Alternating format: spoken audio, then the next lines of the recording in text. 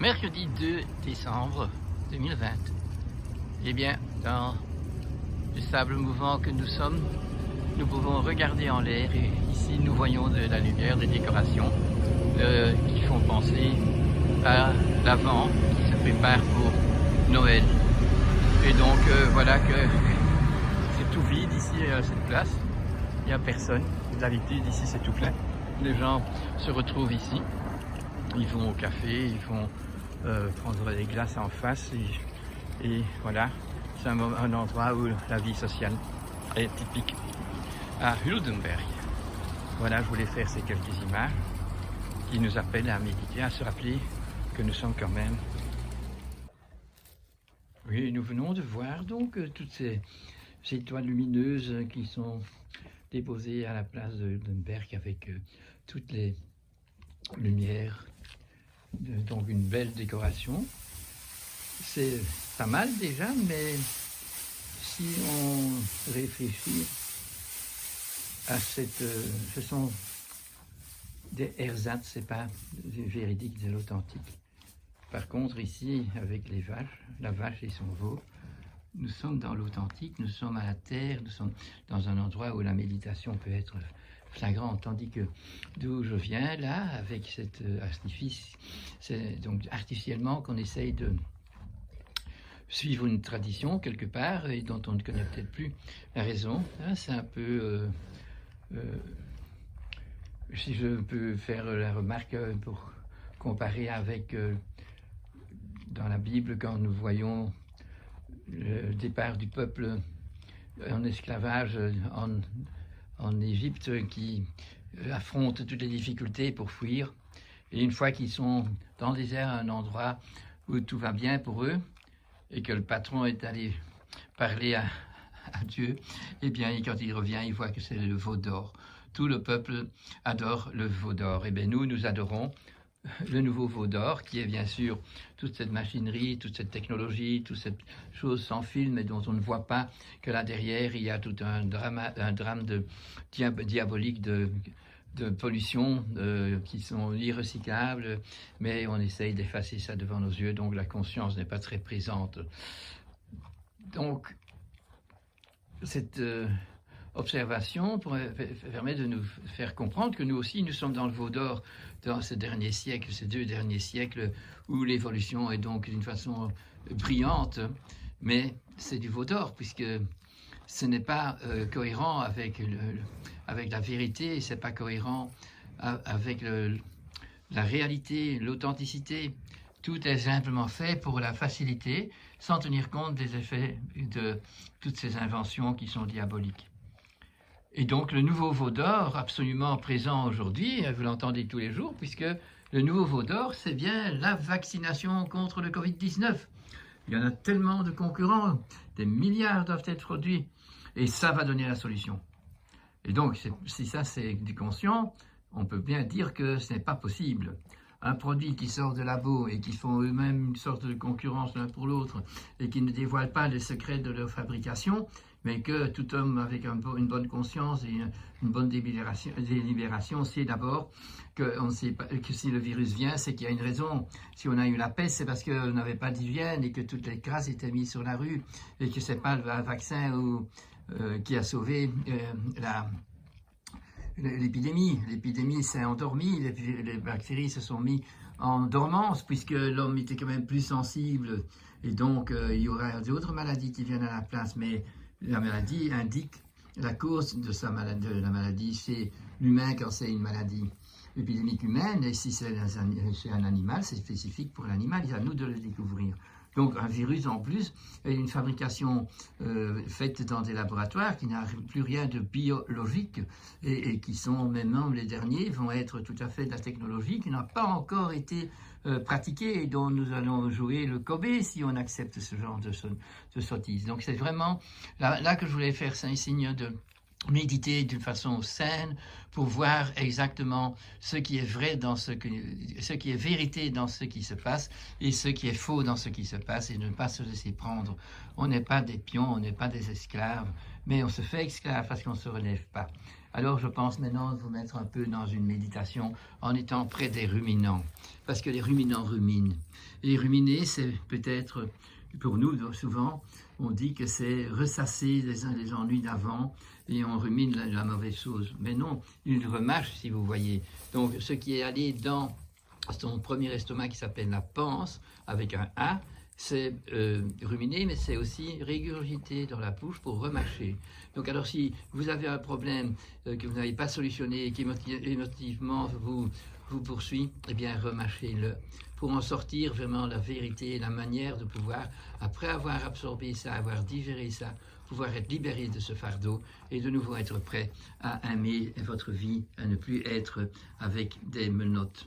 Oui, donc nous avons l'occasion de faire comme cette vache. Et nous avons de la pensée. Nous avons donc dans notre cerveau un néocortex qui est un émetteur, un récepteur qui nous permet d'aller dans la transcendance, dans la profondeur de l'énergie vitale universelle, de l'intelligence créatrice qui veut nous révéler. Alors, si on se met dans cette attitude, c'est nous qui devons appuyer sur le bouton pour entamer le dialogue. Nous pouvons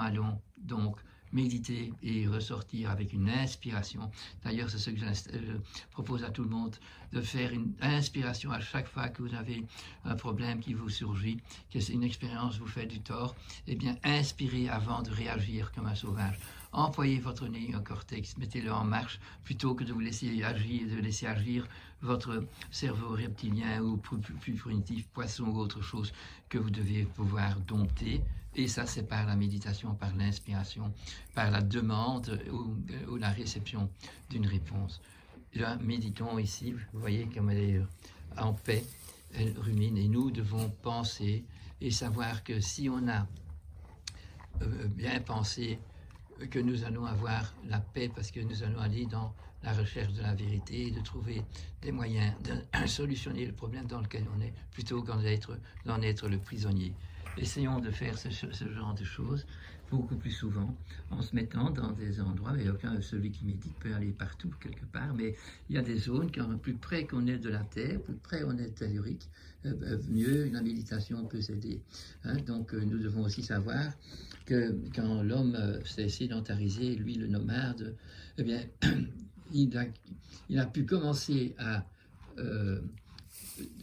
labourer la terre, à travailler la terre et à avoir tout plein d'animaux domestiques qui peuvent leur produire une sécurité d'alimentation saine en respectant donc le fait que la vache elle a pu venir dès qu'il y avait des clairières parce qu'il n'y avait pas d'herbe quand on était dans la jungle avec un toit de feuilles des arbres. Et ce n'est que quand on était dans une clairière qui a été peut-être construite grâce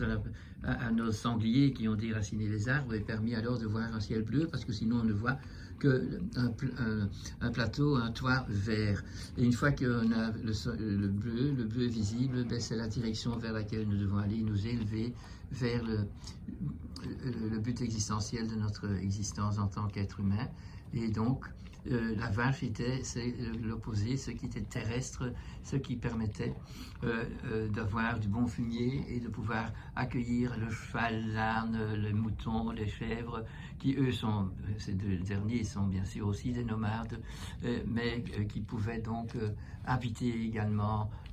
un habitat bien fait, tellurique, avec des matériaux tout à fait respectueux, en respectant donc et en accumulant des connaissances qui faisaient qu'on pouvait donc avoir un hiver et bien le passer parce qu'on avait le bon foin, parce qu'on avait la bonne paille et qu'on sait donc à quoi ça sert tout ça. Tandis que maintenant on a des ingénieurs, des agronomes qui ont découvert, non, on avait découvert le bon et l'excellence, mais nous avons inventé des moyens de faire du foin dans du plastique, donc le contraire de la loi biologique et du concept du mot que veut dire foin, qui est aéré, qu'on ne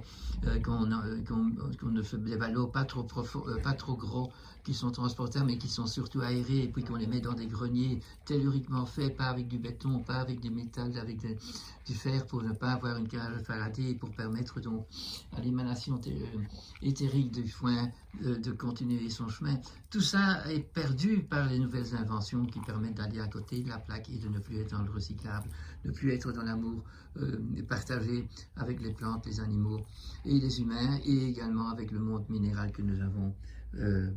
autour de nous et que nous avons pollué, que nous avons rendu plein d'ondes qui sont néfastes et donc plein d'ondes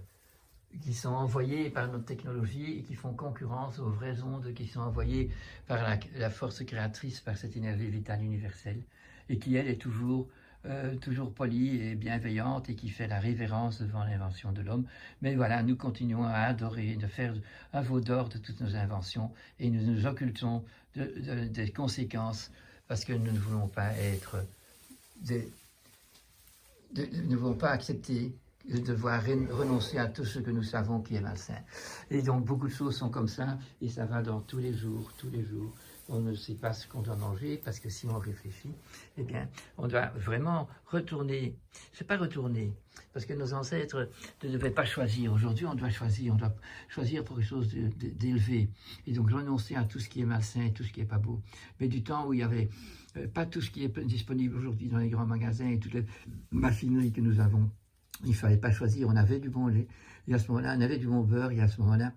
on avait du bon fromage, on avait vraiment le mieux du mieux. Et s'il n'y avait rien de tout ça, ben, on n'aurait pas de beefsteak non plus, parce que s'il n'y avait pas la vache, qui était l'origine de l'éveil de la petite fermette, eh bien, on avait déménagé, de nouveau devenir nomade pour trouver des endroits mieux, où on pouvait continuer notre culture élevée de l'agriculture et qui va de pair avec l'élevage et que nous ne pouvons pas séparer, parce que dès qu'on sépare ces deux cultures, eh bien, nous sommes de nouveau à côté de l'unification et nous avons les maladies qui vont nous le faire part. Et si on a adapté à ces fausses manières de vivre, eh bien, nous n'aurons plus des maladies virales ou des maladies aiguës qui sont nettoyeuses, qui sont des home cleaning. On a directement des maladies. Quand elles se déclarent après un moment de silence insinueux, eh bien, elles vont déclarer une maladie chronique, débilitante jusqu'au bout de dernier jour, ou bien parce que c'est organiquement, physiologiquement en faute, ou bien c'est l'immunité qui est prise et on a des maladies auto-immunes qui sont de plus en plus présentes parce que nous sommes en train de nous autodétruire aussi. Et ça, il faut le remarquer aujourd'hui. Et alors, les trouver, si on a pu l'observer, eh bien, c'est clair et on est clairvoyant. On va commencer à chercher de remettre cet amour du respect de tout ce qui est créé.